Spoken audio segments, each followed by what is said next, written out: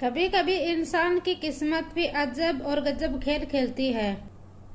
दरअसल एक व्यक्ति होता है और उसकी पत्नी बहुत ज्यादा बीमार होती है और फिर जब उसको हॉस्पिटल लेकर जाया जाता है तो हॉस्पिटल ले जाने के बाद डॉक्टरों से पता चलता है कि इसे तो कैंसर है और कैंसर भी आखिरी स्टेज के ऊपर है। और वह व्यक्ति अपनी पत्नी को बचाने की तमाम कोशिशें करता है और बहुत से डॉक्टरों का चक्कर लगाता है, लेकिन वह हार जाता है और आखिरकार उसकी पत्नी की मौत हो जाती है और उसके दो बेटियां बड़ी हो जाती हैं और फिर वह बेटियों की शादी कर देता है और फिर भी उसकी किस्मत साथ नहीं देता है और वह एक दिन बहुत ज्यादा बीमार हो जाता है। फिर जो पड़ोसी हैं वह डॉक्टर के पास ले जाते हैं और फिर डॉक्टर कहता है कि इसे बहुत ज्यादा बीमारियां हैं, अगर यह अकेला रहेगा तो यह व्यक्ति मर जाएगा। और यह व्यक्ति जब जब बीमार होता था तो कभी इसकी रिश्तेदार मदद करते थे, कभी पड़ोसी मदद करते थे और फिर इसी बीच एक व्यक्ति कह देता है कि क्यों न इसकी शादी करवा दो, रोज रोज इसकी मदद कौन करेगा। अब यहीं से उसकी जिंदगी की एक नई शुरुआत हो जाती है और वह एक ऐसी भयानक शुरुआत होती है कि वह बद से बेहतर हो जाती है। और यह कहानी जब सोशल मीडिया के माध्यम से, अखबारों के माध्यम से लोगों को पता चलता है तो इस कहानी को जो इंदौर की सोनम रघुवंशी है जोड़ा जाता है। लोगों का कहना है कि जो सोनम रघुवंशी ने अपने पति के साथ किया था और इसके घर में भी सोनम रघुवंशी से कहीं गुना ज्यादा इसके घर में इसके साथ हुआ था। इसकी पत्नी ने भी कुछ ऐसा ही किया था जो कि सोनम रघुवंशी नहीं कर पाई। नमस्कार, राधे राधे, जय श्री कृष्णा, मैं पूजा। महाराष्ट्र प्रदेश का एक जिला लगता है सांगली और सांगली की ही एक तहसील लगती है कुपवाड़। और आज की यह कहानी है, यह कुपवाड़ की ही सच्ची कहानी है। हम बात कर रहे हैं 11 और 12 जून की रात की और लगभग रात के 12:30 बजे हुए थे और एक नई नवेली दुल्हन अपने चचेरे भाई को कॉल करती है और वह कॉल के ऊपर कुछ बोल नहीं पाती है। इधर से पूछा जाता है कि तुम्हारे क्या हुआ है, क्या दिक्कत है। और वह लड़की अपने भाई के साथ फोन के ऊपर रोए जा रही है और उसका भाई सामने से पूछ रहा है कि तुम्हारे क्या हुआ है, क्या दिक्कत है, हमें कुछ तो बताओ। और फिर वह उसका भाई है उसे सांत्वना देता है और उसे कहता है कि तुम पहले पानी पी कर आओ, उसके बाद बताओ कि तुम्हारे क्या हुआ है, क्या दिक्कत है। तो वह पानी पीकर आती है, उसके बाद वह हिम्मत करती है, हिम्मत के साथ अपने भाई से बताती है कि आज मैं बहुत बुरा कर दिया है, आज मेरे हाथों बहुत पाप हो गया है, मैंने बहुत बड़ा पाप कर दिया है। और कहती है कि आज मैंने बहुत बड़ी गलती कर दी है। तो फिर उसका भाई उसे पूछता है कि तुमने क्या गलती की है, तुम बताओ तो सही। फिर वह यह बात अपने भाई से बताती है तो उसके भाई के पैरे तले की जमीन खिसक जाती है और तत्काल प्रभाव से जो उसका भाई था वह कुपवाड़ थाने में फोन करता है, NIDC में फोन करता है और वह बताता है और वह थाने में फोन कर कहता है कि कुपवाड़ तहसील का एक प्रकाश नगर है और प्रकाश नगर में ही एक एकता कॉलोनी है और उस कॉलोनी में ऐसा काम हुआ है, आपको वहां पर तुरंत पहुंचना चाहिए। उसके बाद पुलिस वहां पर मौके पर पहुंचती है और वह पुलिस तुरंत शीघ्रता से वहां जाती है। वहां जाने के बाद वाकई में पुलिस ने जो देखा वह वास्तव में ही एक आश्चर्यचकित था। और वहां पर एक व्यक्ति की लाश पड़ी हुई थी और बेड के ऊपर उस व्यक्ति की लाश पड़ी हुई थी और पास में ही एक कुल्हाड़ी पड़ी हुई थी और उसके पास में ही एक नई नवेली दुल्हन बैठी हुई थी।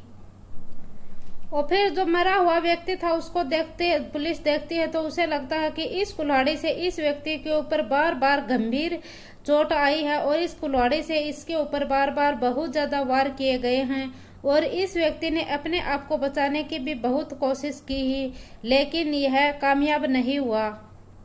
और फिर पुलिस इसके बारे में पूछती है। फिर यह कहानी अखबारों में छपती है, अखबारों में और मीडिया के माध्यम से यह कहानी दूर दराज तक पहुंच जाती है उसके बाद लोगों को सोनम रघुवंशी की कहानी भी याद आ जाती है, क्योंकि वह भी इन दिनों में अपने पति का मर्डर करवाया था।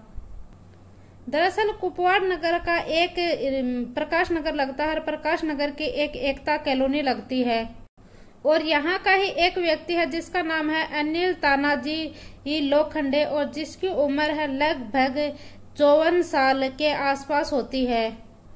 और इस व्यक्ति की पत्नी थी, वह बहुत ज्यादा बीमार होती है और उसे कैंसर होता है, और उसका जो कैंसर वह आखिरी स्टेज पर होता है, और बहुत से इलाज के बाद थी उसकी पत्नी उसे छोड़कर चली जाती है, उसका अंतिम विदाई हो जाती है, वह मृत्यु प्राप्त हो जाती है उसकी।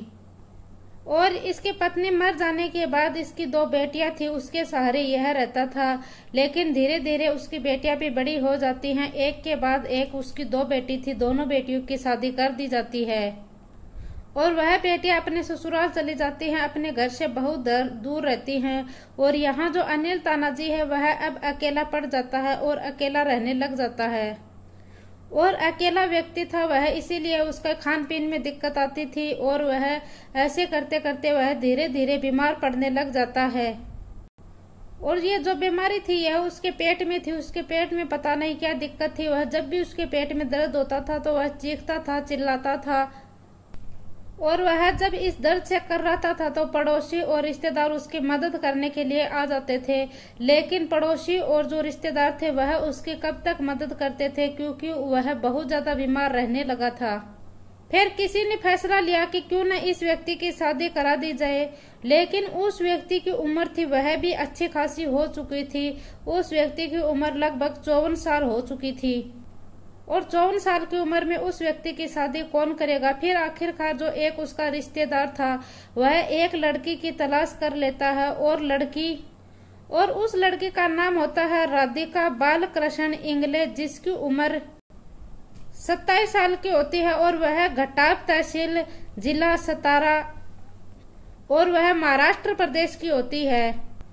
और घटाप तहसील गांव बाड़ी की रहने वाली वह राधिका बालकृष्ण इंगले, उसकी शादी की बातचीत की जाती है। और फिर जिस लड़की के साथ उसकी शादी हो रही थी उस लड़की की तो उम्र लगभग महज 27 साल थी, और जिसके साथ हो रही थी उस व्यक्ति की उम्र थी 54 साल।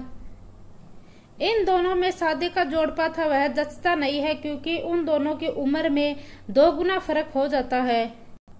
और आखिरकार उन दोनों की शादी हो जाती है, क्योंकि वह लड़की थे उसके लिए भी अच्छे रिश्ते नहीं आ रहे थे, इसीलिए उसके परिवार वाले भी मान जाते हैं। और आखिरकार 17 मई 2025 को इसकी शादी हो जाती है। शादी में आस पड़ोस के लोग भी इकट्ठे होते हैं और रिश्तेदार वगैरह को भी बुलाया जाता है, और बड़ी धूमधाम से इसकी शादी की जाती है। और शादी होने के बाद यह व्यक्ति अपनी जिस लड़की के साथ इसकी शादी हुई है उसके साथ ये वैवाहिक बंधन में बंधने की कोशिश करता है, तो उस लड़की के पास जाने की इसकी हिम्मत नहीं होती है पहले दिन। और फिर जो उसके साथ वाले लोग हैं वैसे उसे हिम्मत बंधवाते हैं और उसे कहते हैं कि तुम्हें बातचीत करनी चाहिए, और तुम्हारी तो शादी हुई है इसके साथ। फिर वह व्यक्ति है वह अपनी जो दुल्हन है उसके पास जाता है, और फिर जो दुल्हन थी वह भी परेशान हो जाती है कि इस मेरी उम्र की तो इसकी बेटियां हैं, और इस व्यक्ति ने मेरे साथ शादी की है, अपने बेटी की उम्र की लड़कियों के साथ इसने शादी की है। और फिर वह लड़की थी वह आखिरकार पीछे सरकती है, और जो अनिल था वह उस लड़की के पास बार बार जाने की कोशिश करता था, लेकिन जो ये लड़की थी यह बार बार पीछे खिसकने की कोशिश करती है।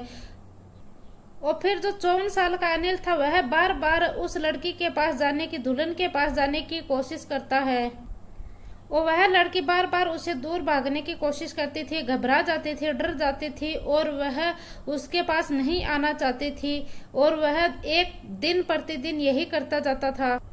और अनिल 1 दिन बीत जाता है, 2 दिन बीत जाता है, ऐसे करते करते उस लड़की के पास जाने की कोशिश करता है। और फिर यहाँ पर इन दोनों के बीच में मन मुटाव की स्थिति है वह पैदा हो जाती है।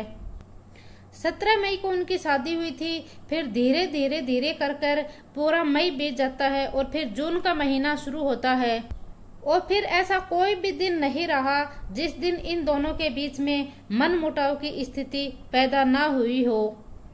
और 11 जून की रात की यह बात है। यह लोग खाना खाने के बाद सोने गए थे तो इस अनिल ने उस राधिका के साथ फिर से उसके पास जाने की कोशिश की और यह अनिल राधिका के साथ अपनी सुहाग रात मनाने के लिए जाता था, लेकिन राधिका इससे बीच बचाव करती हुई वह बाहर निकल जाती है। लेकिन अब तक बहुत देर हो चुकी थी। यह जो राधा है, राधिका इससे परेशान हो जाती है। यह सोचती है कि यह व्यक्ति तो मेरे पिता की उम्र का है और यह इसे छूता था तो इसे बहुत ज्यादा खराब लगता था।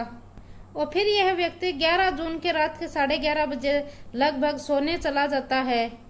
और जो अनिल सोया हुआ था उसके बाद यह एक कुल्हाड़ी का इंतजाम करती है और एक कुल्हाड़ी का इंतजाम करने के बाद यह अनिल के ऊपर एक से बढ़कर एक वार करती है।